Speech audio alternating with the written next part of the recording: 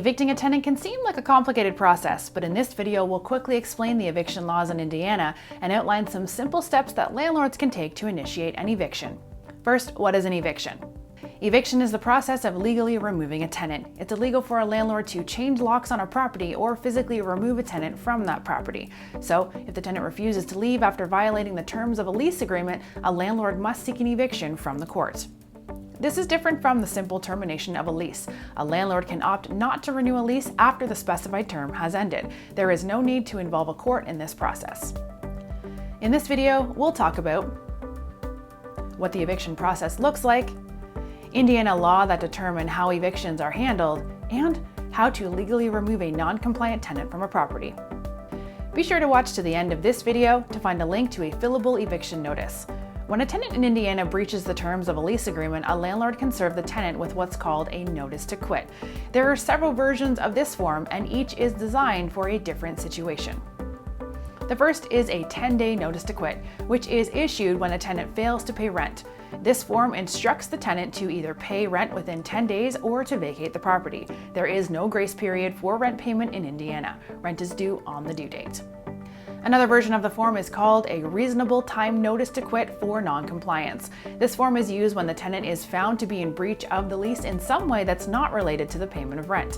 This can be used in instances of property damage, for example. The law states that the tenant should be allowed to have a reasonable amount of time to remedy the non-compliance. The time frame can be determined by the landlord, but a typical window of time is 10 days. The tenant can either fix the problem identified in the notice to quit before the period ends or face eviction. There's another form known as a 30-day notice to quit. This gets used on a month-to-month tenancy and gives the tenant 30 days notice that the landlord does not intend to renew the lease.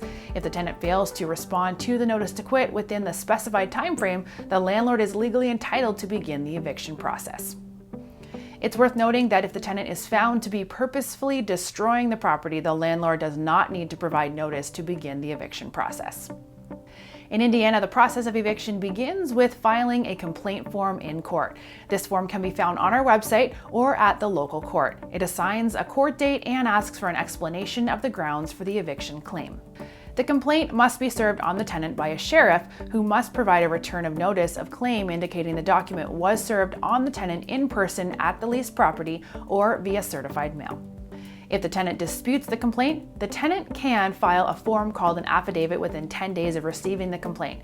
The affidavit is essentially a request for a jury trial. If the request for a jury trial is granted by the court, the tenant must pay a filing fee within 10 days. The state in Indiana allows landlords and tenants to opt for a free settlement program. If a settlement is made out of court, it should be in writing and signed by the landlord and tenant. The written settlement needs to be given to the court, and it will have the same effect as a judgment given by the court. If, however, the trial proceeds, both parties must attend.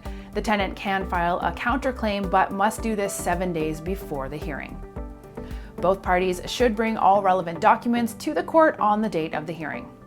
If the tenant does not appear in court, the judge may default to ruling in the landlord's favor. This means that the judge will issue an order granting possession of the property to the landlord.